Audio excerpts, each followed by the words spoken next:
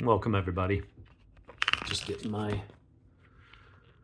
camera here set up. I really do need to find a better, it's just the phone. It's where I would want to, the Pixel has the record button underneath where this thing actually grabs the phone, and I can't slide it up because it then moves it over the power button, which will mess up.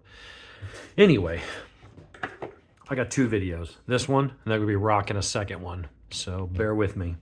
We'll do them as separate. So this one out there is for all the people that might, you think about what some of the best carry knives ever have been. Things like a Kershaw Blur, Benchmade Bug Outs, Spyderco Delica, Spyderco Para 3, and the Spyderco Paramilitary 2. Probably one of the best. A little bit on the larger, heavier side, although not too bad. Certainly pocketable and EDCable. But this is one of the best hard use, everyday carry, tactical fighting, you name it, kind of folders you can buy for the money. You can find them on sale sometimes around $150, $160 for the base model, which is what this one is. But these days, in today's market, cheapest I'm typically seeing these for is about $182 plus taxes and or shipping. When you add in sales tax or shipping, you're typically looking at roughly $200, give or take. And then I've got some versions with Crewware and Micarta that go up from there. But basically, to get a new, in the box, legit PM2, you're looking at the better part of $200. Well, what if you don't want to spend that? I might have you covered. A company called Ganzo. I know every time I see that, I think Ganzo from the Muppets. It's 440C, and it's a slightly different, it uses a different locking system. But this is a knife that's like $24, $25, something like that. It's 1/8 the price of that. So is it any good? Well, let's find out. If I can get it open without rip. Well, no, we're just gonna have to rip the box. Whatever. I'm not worried about the box on a knife like this. On my Jack Wolfs, yeah. On a bike like this that I'll have as a beater knife or give it away to somebody who just needs a pocket knife. Anyway, comes with a manual, warranty, comes with a delicious snack you can eat later. Little carrying bag with a drawstring. Pretty basic. But what exactly is the Ganzo? Well, I'm not going to say it's a clone, because it is and it isn't. It's different materials, and we'll go over what these things are. The steel's different. The blade shape is just a wee bit different, and the lock is different. This uses Spyderco's compression lock, which is a really nice lock. Although when I flick this thing, I have to keep my fingers out of here. Otherwise, when it snaps, it almost like pinches my finger in there, depending if I have my finger kind of pressed in there. This is going to be using, in essence, the now patented Benchmade axis lock. There's other names for it now that the patent expired. Just wiping some of the manufacturing oil and stuff off of this. And we'll go over the specs of what this is. The size and everything, the weight is the same. It really is. The blade stock, the thickness, just a tiny bit thinner. And I was wondering if and the blade's just a tiny bit longer. We'll go over all that stuff in a minute, of what the differences are and where they're the same. It's got the same kind of blade shape. The hole is a little bit different. It does have a jimped ramp, but the jimping is different. And I'll say right now, this jimping is grippy. You see the jimping, it doesn't really do anything for you though. Your hand can still slide, but you still have that piece to push against. So it does offer some purchase to get in there and push. It just doesn't give you the additional jimping, the additional grip. I wouldn't mind that being a little deeper and sharper. It's sort of rounded, so the jimping's not all that useful. It has G10, just like the Spyderco. The blade shape size is about the same, although this is S30V, proper, decent steel. 440C, not gonna know how good that is unless you really beat on it. Pocket clip looks basically the same. The Spyderco version is tip up, tip down, left or right. This is tip up, left and right. Doesn't have the holes up in the front.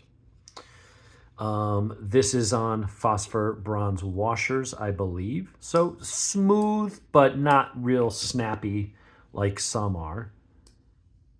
This is going to have to break in. This is on, I believe these are phosphor bronze washers as well.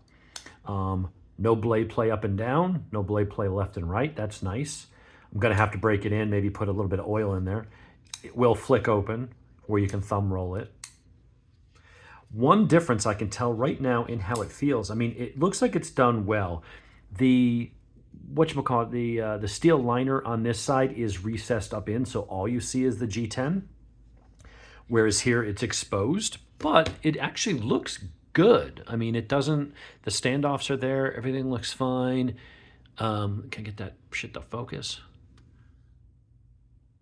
Why is it focusing down there? Did I touch the screen when I put it in the damn thing here? Let's see, let me just, all right, see if we can get that focus up. Okay, there we go. So when we're looking at that, I mean, the edges are nice. They're beveled. There's no rough edges. Like sometimes when you stamp steel, it leaves like a rough edge. Nothing on there that's sharp. It's actually smoothed. And here's one thing that I do like. When you look at the edge of this, it's basically like a right angle. I mean, it's a tiny bit of radius. It's not sharp. But when you hold it, that's a very squarish edge. And you feel those edges pushing into your hand when you really grip it. It's not very uncomfortable, but you're very mindful of that. These edges are actually beveled. When you grip this, that is much more rounded. The transition isn't as hard. It's more of a instead of a that actually feels better in the hand. The clip feels pretty much identical, and it should, because that is basically it's almost a copy. You can see the pattern on the screws is slightly different, so you couldn't use one on the other. But as far as like hot spots and how that feels, it feels basically the same. 440C, the edge feels okay. We'll do a paper quick sharpness test. Let's see what we got. Out of the box. It's decent. It's not the best, not the worst edge I've ever had. Will it do a simple push test? No, not quite that. So I'll probably strop that just to clean it up. But it's sharp enough. I mean, it'll certainly get the job done, and certainly just zip it through your whatchamacallit, your strop. Or I've got I need to do a review of that one these days. I got the Ken Onion Edition Work Sharp, and it's got a big bag of belts for all the different grit for profiling knives, and you can adjust the angle and just pull it through. It's basically like a little mini belt sander, knife sharpener. And then it's got one with a really fine, almost gives you a mirror polish on the edge. Thus alleviating the need for stropping. But for $25, I mean, you can tell the differences. I'm gonna have to oil this like right here. It feels a little, it's actually already loosening up. You got metal on metal contact because you got this bar. That needs a little drop of oil on it, and probably a drop of oil up in the pivot. I'll go over all the things and make sure that all the things, these are probably T6s, and then those are T8s or T10s. Make sure that everything is, nice and tight and properly adjusted and oiled. But I mean, it's already getting a little bit smoother. At some point, that blade's gonna start coming down on its own, like you get here. Very similar. Obviously, they didn't copy it exactly, but it's very clear here what they were doing. Do I like it? Yeah. Would I give up my Spyderco to get it? No. The Spyderco is a much better proven knife. This is US made in Golden, Colorado. It's got more of the premium materials. Although for me, the G10 on the Spydercos always feels a little cheap. Just something about it. There's not a lot of texture, especially in black. It just, I don't know, G10 doesn't feel all that premium. It used to compared to plastic, but now that I've gotten used to micarta and some other things, I look at G10 as kind of the new entry level, handle material. It's very good, but it doesn't feel like it's very high quality. This is no different. I'll say the amount of grip is about the same. Really, the profile is the same. You could say there's a little difference here. This doesn't really have any You got a finger choil, but kind of like the jimping back here, this jimping is so narrow and rounded, it's really not all that usable, and you don't have anything up here. So while you do have the finger choil and you do have this thumb ramp, which is going to give you some security, I would think that if my hands were wet, this is really more the one I would want. My hands would be less likely to slip. Now, that's assuming that my hands are wet, slick, and I'm really getting in there and doing something, which I don't know what I would be doing that hard or if I ever would. It's one of those things where it's nice to know that you could. And certainly there's knives that don't even have this much, and you can, use them in that way if you want to. The contouring's nice and comfortable, and you do have the ability to choke up on it. It's just, I don't know, it just doesn't feel as nice. It doesn't feel as premium. It's 440C, which is decent corrosion resistance. It ain't gonna hold an edge, anything like this. Now the good side is that it'll take an edge really quickly. And if you're used to knives like Victorinox and Swiss Army knives, they don't hold an edge all that great either. People love Victorinox for their utility and stuff, and having a little toolkit in your pocket. But those things have a Rockwell hardness of like 53, 54. They don't hold an edge hardly at all. Now, as a result, they don't tend to snap. So they're tough blades, but they don't hold an edge all that great. And this should hold an edge at least as well as that. But yeah, it's a nice knife. I wouldn't say, if you want a Spyderco, get the Spyderco. Spyderco makes a vastly superior product. One of my favorite, obviously, and I've got 3 more that I don't even have out here. But it is what it is. I'm not going to go too into depth here because it sort of just is what it is. It's an Amazon version. You can buy it from Ganzo. They have a sub-brand called Firebird or whatever that makes, affordable but decently well-constructed knives. You'd say, well, the lock is different, and yeah, that's 440C. That's not going to hold a candle to properly treated S30V. And even let's assume this does have a good heat treat and all that stuff, which I don't have any reason to believe that it doesn't. I've seen reviews of these, and they seem to hold up pretty well for what you would expect a 440C knife to hold up to. But it doesn't feel it doesn't feel premium like this, but it doesn't feel far off. Like, that's the thing. Like, you spend now a Tenacious starts. You find the cheapest Tenacious by Spyderco, which is their Chinese branded ones. They start at $50. Now, they do have some premium ones now where you can get an FRN handle and S45V, or something like that. You get a more premium steel, and you're going to pay $120 for a Tenacious. But this feels better than the normal Tenacious. This is definitely a well-made knife. It's put together well. It's strong. This is definitely, I would say, a heavier use knife. The lock looks pretty strong. The lock is beefy. It goes through the steel liners as well. I can't imagine that shearing off unless you're just doing batoning or something crazy with it that you really shouldn't be using a folding knife for. Notice that that's actually starting to loose up now. Yeah. If I sat there on the couch with this for 20 minutes, this thing would be really slick. I'm gonna put a drop of oil down on that bar and get that little bit of, right there's a little bit of stiction of metal on metal. That just needs the metal to kind of rub on itself and kind of polish any burrs and smooth itself out. And it's actually feeling better as I'm doing it, so that's pretty good. Yeah, cool. Not a bad knife. I don't think I'm gonna spend any more time on it. We're gonna move over to the other one that we're reviewing today, which is, has SOG managed to make a better bug out than the bug out?